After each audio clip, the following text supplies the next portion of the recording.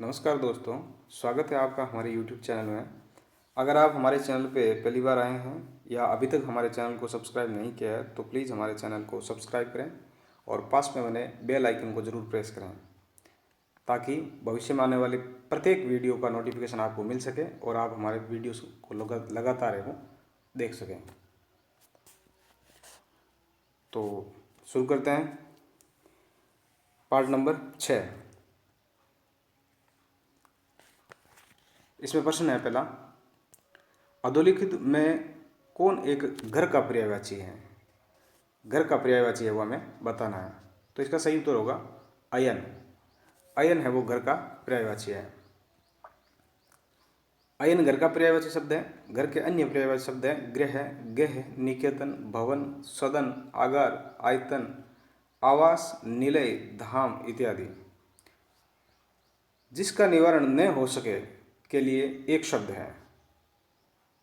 जिसका निवारण न हो सके उसके लिए एक शब्द है। इसका सही उत्तर होगा अनिवार्य। जिसका निवारण न हो सके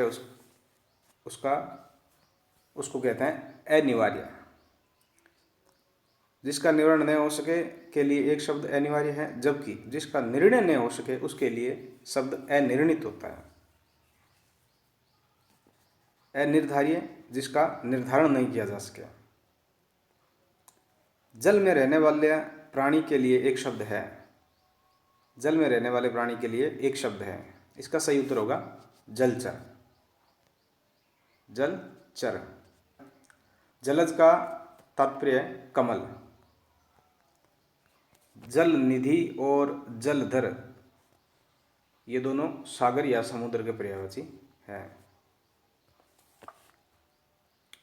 जल निधि और जलधर, जल को धारण करने वाला।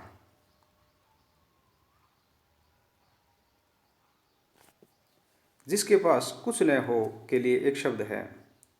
इसका सही उत्तर होगा अकिंचन। जिसके पास कुछ न हो उसके लिए एक शब्द है अकिंचन, जिसे गरीब भी कहते हैं,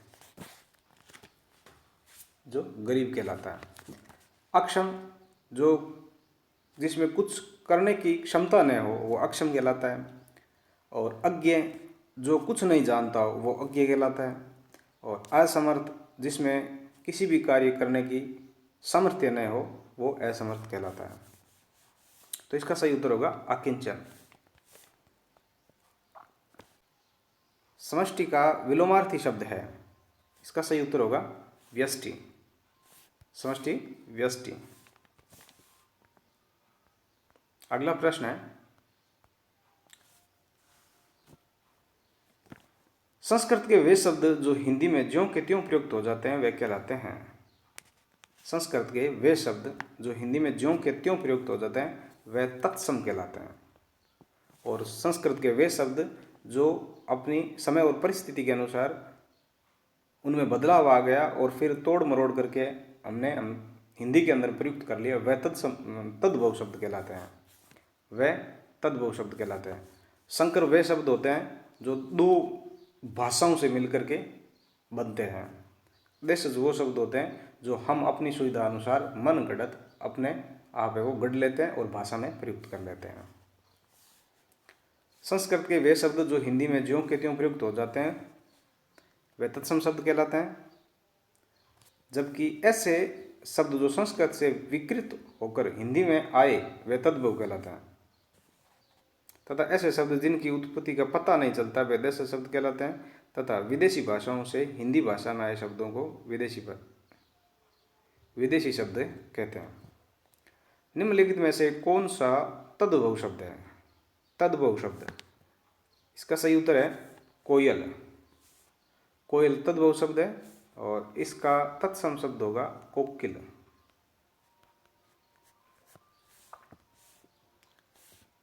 बाकी भ्रमर, व्याघ्र, क्षीर ये सारे तत्सम शब्द हैं। भ्रमर का तद्भव होगा भौरा, क्षीर का होगा खीर और व्याघ्र का होगा बाघ।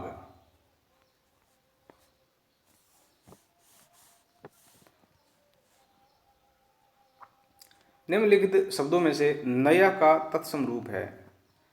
नया का तत्सम रूप है नव्य। इसका सही उत्तर है ए, विकल्प नंबर ए। नया का तत्सम रूप नव्य होता है, जबकि नूतन, नवीन, नवल आदि तद्भव शब्द हैं।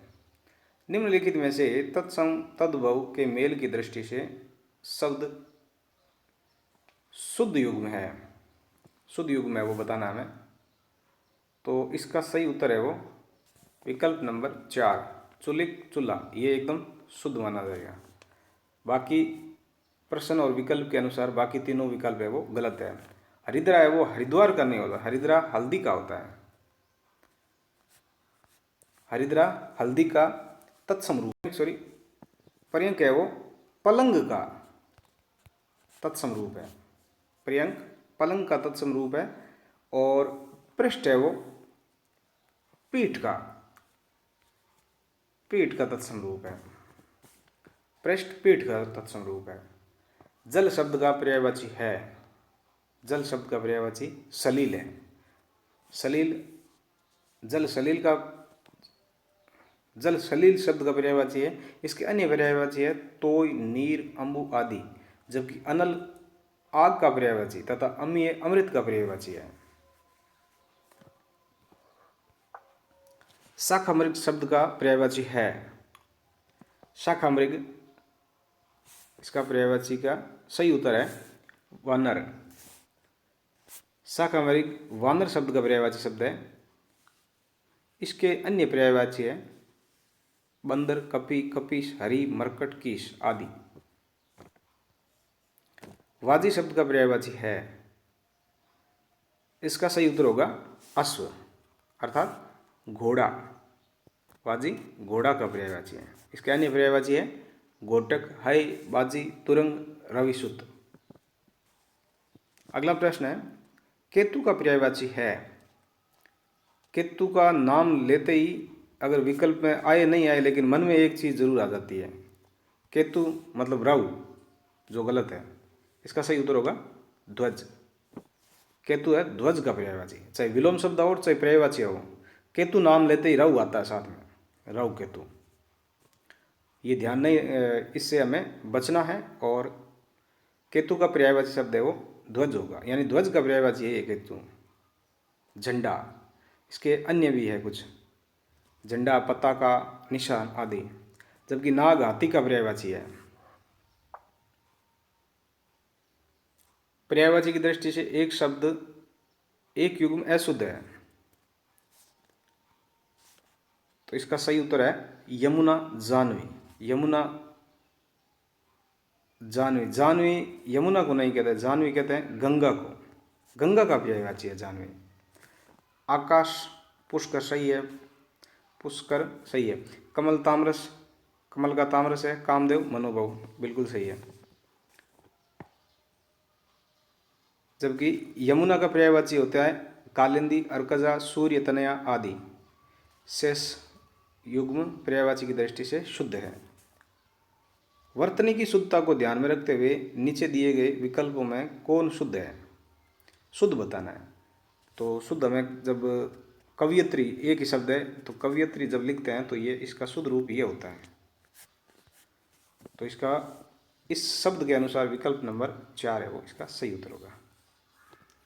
निम्नलिखित में से किस शब्द की वर्तनी अशुद्ध है, अशुद्ध बतानी हमें। तो इसका सही उत्तर होगा ज्योत्सना। ज्योत्सना का, ज्योत्सना शब्द है वो ऐसा लिखा जाएगा, तभी आधा स्वर रहित होगा और स भी स्वर रहित होगा। उज्ज्वल सही है, श्रृंगार सही है, अध्यात्म सही है। अगला है आचार शब्द किस भाषा से आकर हिंदी में प्रयुक्त हुआ है। तो इसका सही उत्तर होगा पुर्तगाली भाषा से। पुर्तगाली भाषा के कुछ अन्य शब्द है वो भी देख लेते हैं। भाषा के अन्य शब्द है पुर्तगाली काजू, पपीता, आलपिन, आलमारी, गमला, पिस्तौल, इस्पात, कमीज, कमरा, बम्बा, बाल्टी, तंबाकू, तौलिया। जबकि अफसोस, खामोश, चश्मा, तनख्वाह, सरदार, सरकार फारसी भाषा के तथा मुहावरा, वकील, मुकदमा अरबी भाषा के, तथा कारतूस, कूपन, रिपोर्टाज फ्रेंच भाषा के शब्द हैं। अगला प्रश्न है, निम्नलिखित में से कौन सा शब्द देशज है? तो इसका सही उत्तर होगा पेड़। पेड़ है वो देशज शब्द है। जबकि धरती, पुस्तक, आग ये तद्भव शब्द है।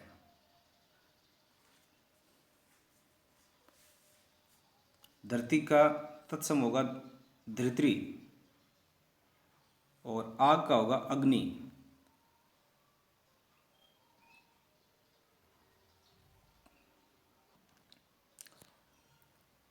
तो आज तो इतना ही है और कल आगे वाले जो व्याकरण के प्रश्न है वो लेकर आएंगे।